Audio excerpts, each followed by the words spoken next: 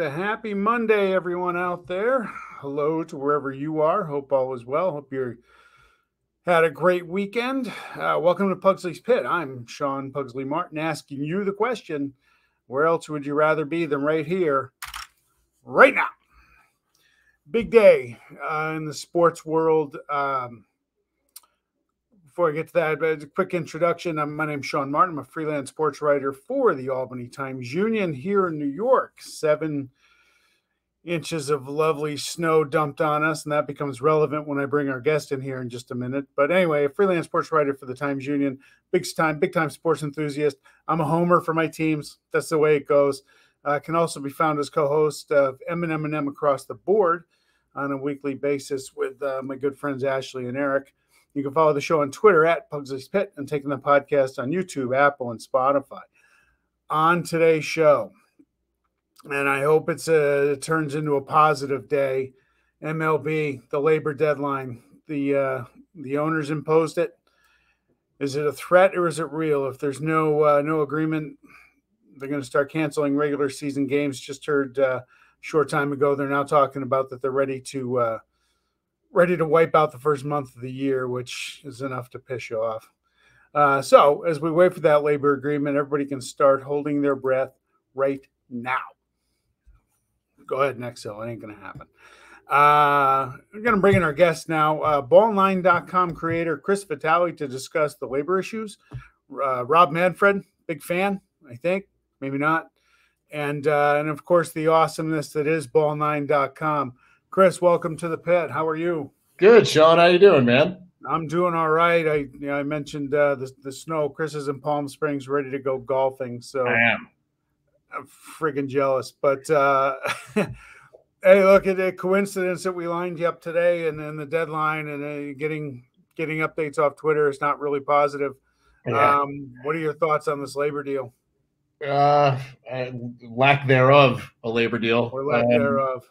I'm not surprised. I mean, I don't think anybody can say that they're surprised. We saw where this was going.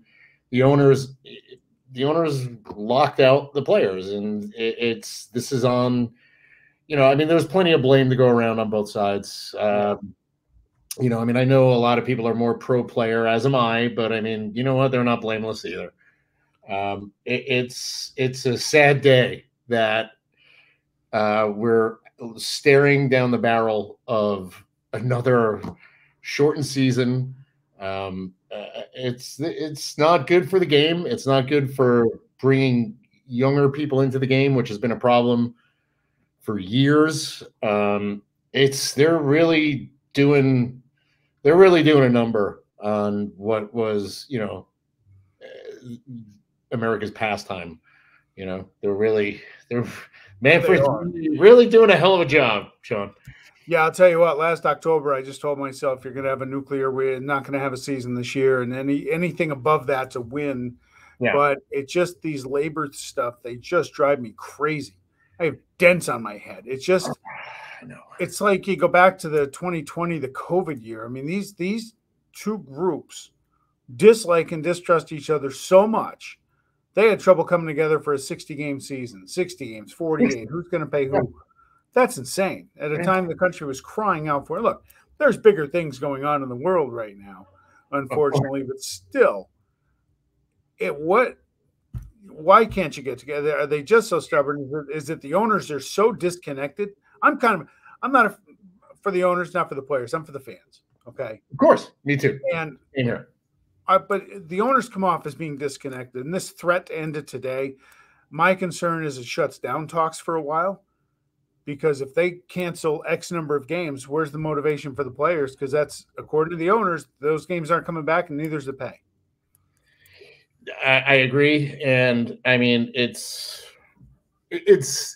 weird because I mean I do wonder, if the owners decided to lift the lockout all of a sudden, would that create ultimately, would the players strike? Yeah. I mean, that's something that not a lot of people talk about is the players. Yeah. Well, they have the power to just strike.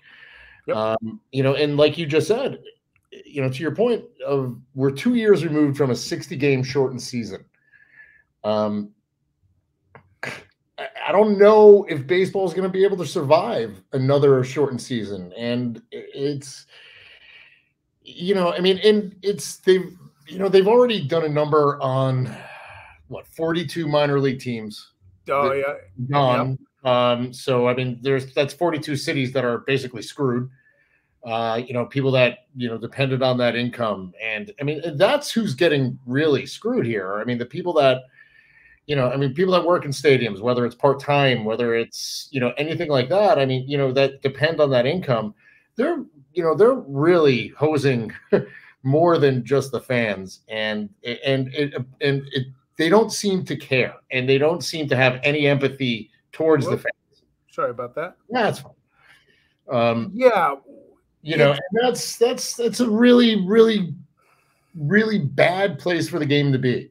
I mean, like you said, there are way bigger things going on in the world right now. But you know what? Baseball is supposed to be an escape. Baseball was always, just something where you can go for, well, now 5 hours because the games are, I mean, that's where you go to escape reality. That's where you go to enjoy yourself. That's where you go, you want to have a hot dog and a beer and you want to watch your guys play.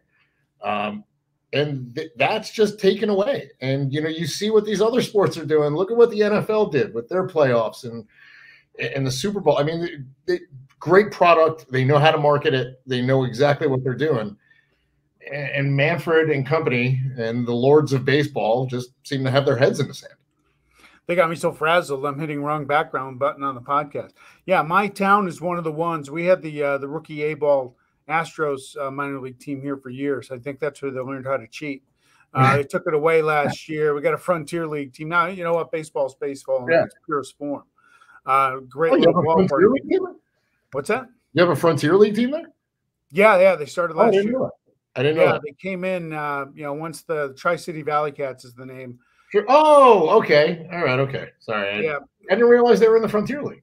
They joined it last year after Major League Baseball contracted them from the New York Penn League, like the whole league. Penn League's gone. I think what bothers me a lot about this whole thing is the guy running it, Rob Manfred. I mean, he calls the World Series trophy a piece of metal. I mean, Yeah. I mean, just how disconnected. My problem is the complete lack of common sense. That people say, well, they're not dumb enough to throw away all this money. Yeah, they are. You'd be surprised. They really are, especially the billionaire owners. They already got money, right? Yeah. They're going to lose out some, but they're not going to have to pay anything either. Exactly. They're going to save money. And then, you look at some of these, really small market teams that don't want to pay anybody anyway, like Pittsburgh, and it's not, you know what? They're going to save money by not having games, by canceling games. They're not going to have to pay stadium staff or team. I mean, they're not going to have to pay anyone. So, I don't think the owners just don't care. They don't. And, I mean, I think this is what happens when it's just a bunch of non-baseball people in positions of power running the sport of baseball. They don't care about the game. They don't like the game. And that's obvious. It just, you have a bunch of people that don't understand the game, understand what it means to people, what it means to cities and towns and fans, and it's all about the bottom line. And I understand it's a business. I get that. Yeah. But it's a business. It's an entertainment business. So if you're not entertaining people are going to look elsewhere. Well, yeah, you said it yourself. I mean, baseball's popularity has dropped. There's just a lot more going on. And it is kind of slow and boring. I have a tough time with 9-inning games, especially in the playoffs. I'm old, man, living on the East Coast with 5.5-year-old twin boys wearing me out. Oh, yeah, no. I start falling asleep out here, and I'm 3 hours behind you. What go on the field? Anything that caught your attention in the off season? Any big moves, or I know there's still a bunch still to be made. Any predictions on who's going to end up where? Any predictions? I mean, honestly, first off, it's going to be, part of my French, a shit show. Once they lift this lockout, I mean, you have all these free agents that still need to be signed. International players have to get their visas. Arbitration people. I mean, it's going to be a mess. as a Yankee fan, I said it, and so I mean, I just have to stick with it. I think they do go after a guy like Trevor Story. It wouldn't surprise me if they did. But it also, as far as the Yankees are concerned, it wouldn't surprise me if they did nothing.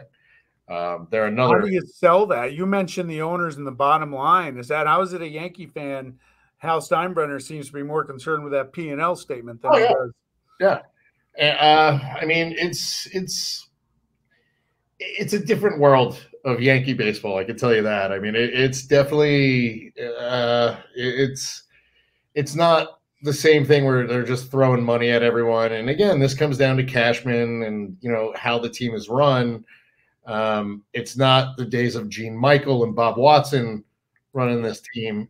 Baseball men. This is you got a bunch of people that are have their spreadsheets open, and that's what they're trying to do. And I don't know. I mean, that's just across the board been an issue with me. As far as predictions, where anyone goes, I oddly think Carlos Correa goes to Detroit. I don't know why. Yeah.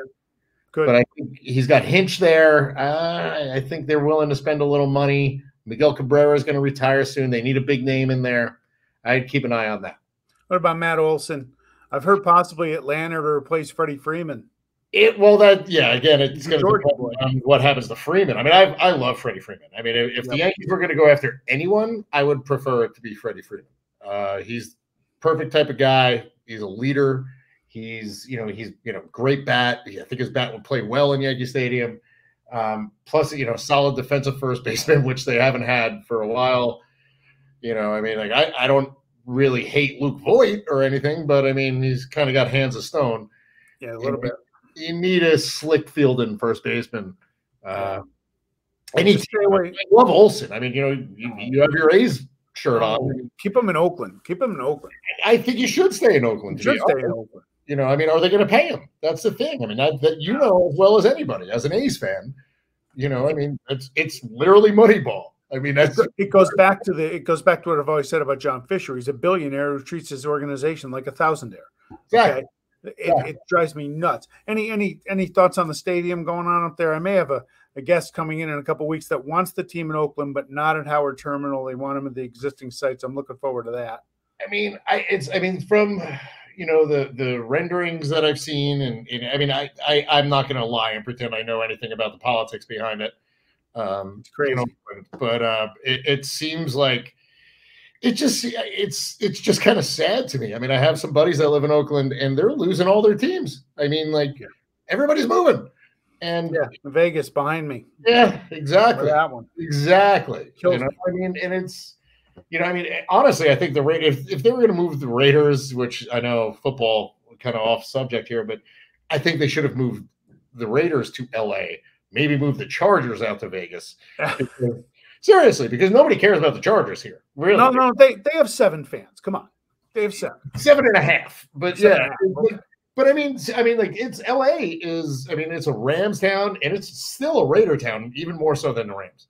So, I mean, the fact that Oakland is it's got a good sports history. And the fact that they don't want, like you said, they don't want to run it like a multi-billion-dollar business. They want to be cheap. They want to, and it wouldn't surprise me if Oakland winds up getting moved again.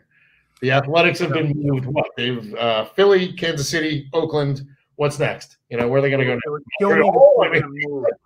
The Raider moves were tough. I grew up out there in the 70s. Those moves were very tough for me. This one I understand with the Raiders. The city didn't want to put any money into it. Yeah. Mark Davis didn't want to go to Vegas, and the NFL saw a dollar sign, so it made sense. This one would kill me. I've been a baseball fan since '72 when I moved to Fremont, California. And those won the World Series right afterwards. I grew up every year like, hey, we keep winning the World Series. Oh, yeah. Hey, before we get to BallNine, whole deal. But before we get to BallNine.com, I got this question the other day from someone, and I gave my immediate reaction. Who's the best single-season baseball team you've ever seen? 98 Yankees. Okay. That I've ever seen. In my lifetime, 98 Yankees. Hands down. My answer, without thinking about it, I said 2. One was the 98 Yankees, and the other was the 76 Reds. I think I got a few years on. I was 2. So, I think I was just trying to figure out how to walk around at that point. I was 11, and they steamrolled everybody that year. Those were the two teams, but that 98 Yankee team was the other one that jumped right out. So now let's talk about BallNine.com. Sure. It's an incredible website with a pretty impressive fleet of contributors. Tell me about it. How did it come about, and what was kind of your vision? Something. It honestly, it came about. My friend Rocco and I mean, he kind of was there at the inception of this. We went to a dinner. He was the athletic director at Santa Barbara City College.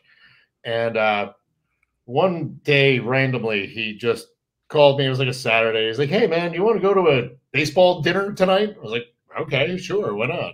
He's like, we can hang out with Rob Carew. And I was like, "Sure." We went to this dinner at the Diamond Club at Angels Stadium. Okay.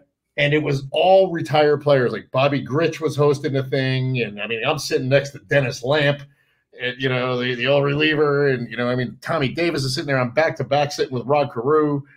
And the stories these guys told, they were just hysterical. And it's not something that you ever really hear was, like their side of things and the way, just from the player's perspective. And, we left that dinner and I was like, man, we should really do something like that. Like where we just get the players to, just tell their stories and do their, just their insight that fans never get. So we did, we came up with this idea.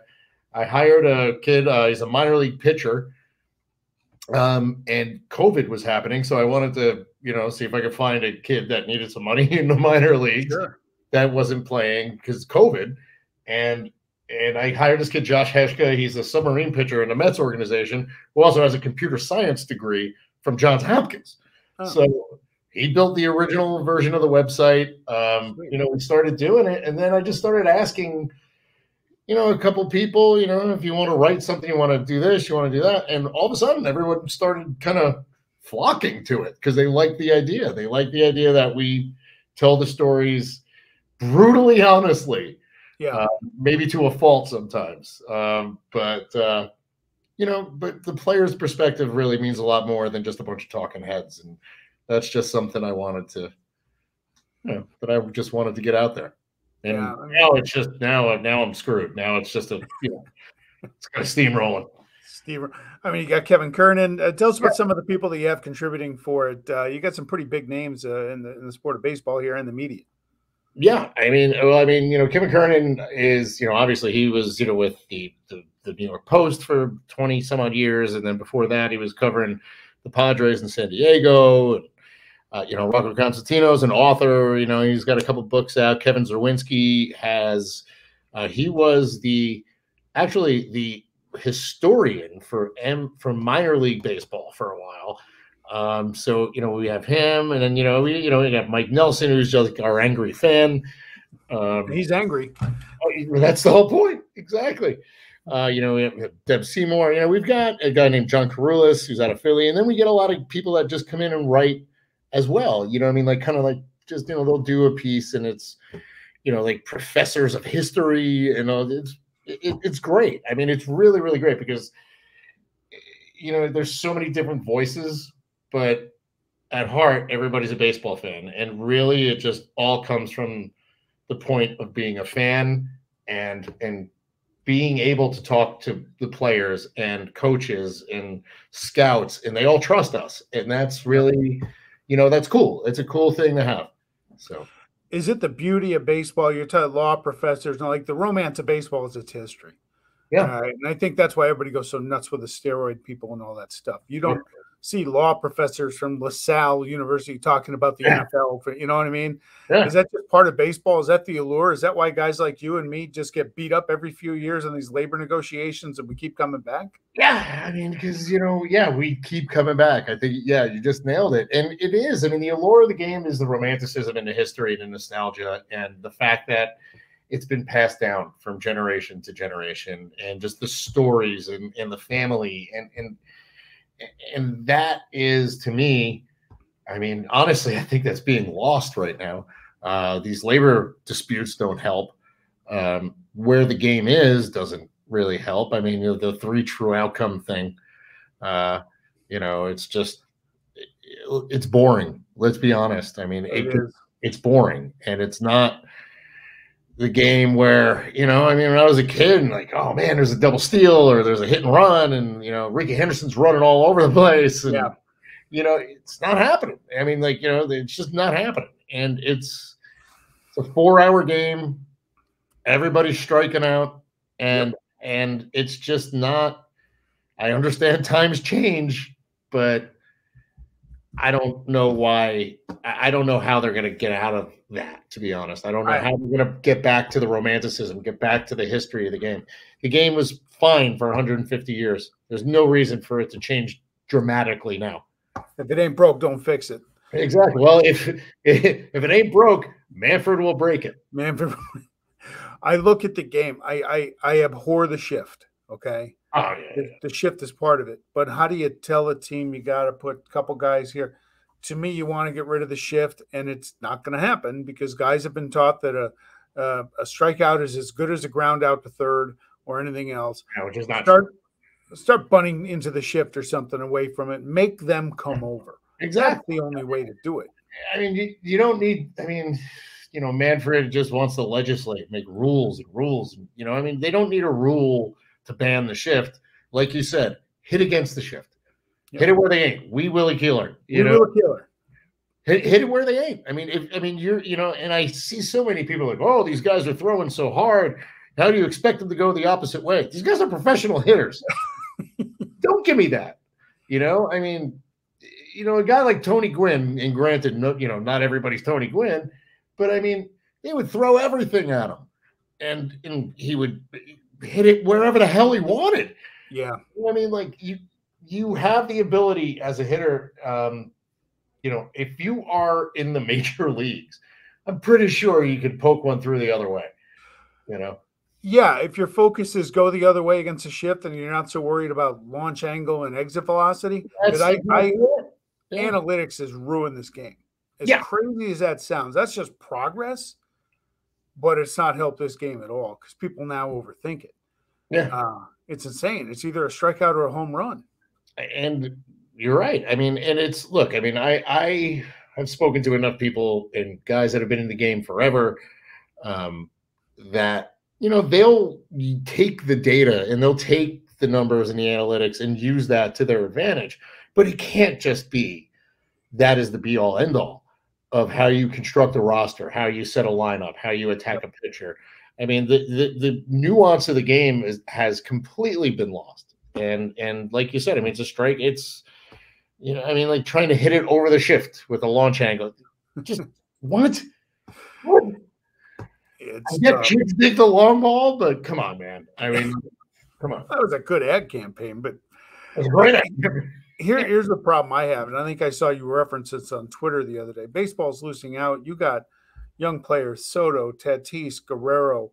They have an opportunity here to really build around some great young, exciting players, and they're not going to the field anytime soon. I mean, how big of a missed opportunity is this? You have a new chance to market your game with all these great young players, just that look like they could transcend any era. Yeah. And the thing with Major League Baseball, they don't know how to market their guys anyway. No. And that's painfully obvious. They'll do. You don't see anything. I mean, if the average person walked down the street and saw Mike Trout, they would have no idea who the hell he was. I mean, like, you don't market your guys, and they're not.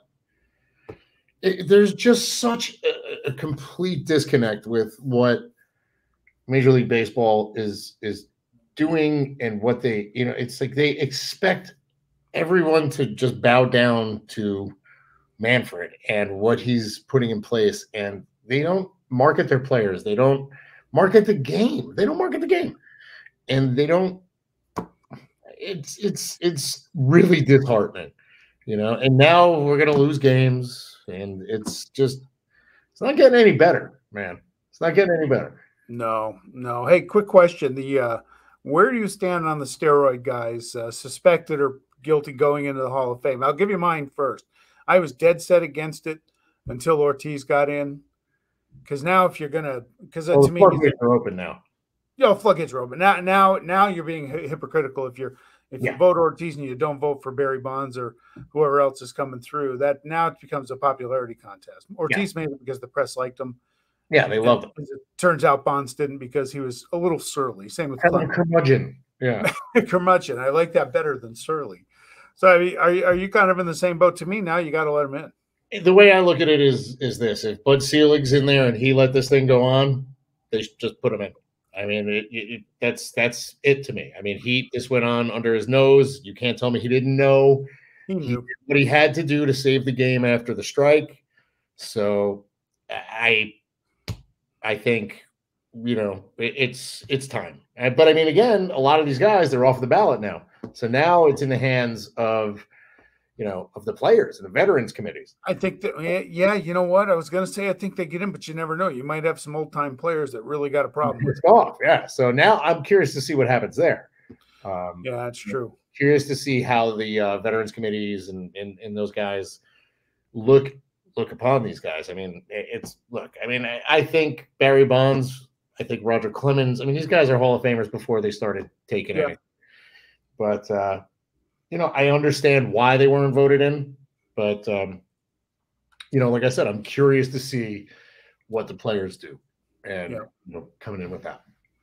Hey, last question: best baseball movie you've ever seen?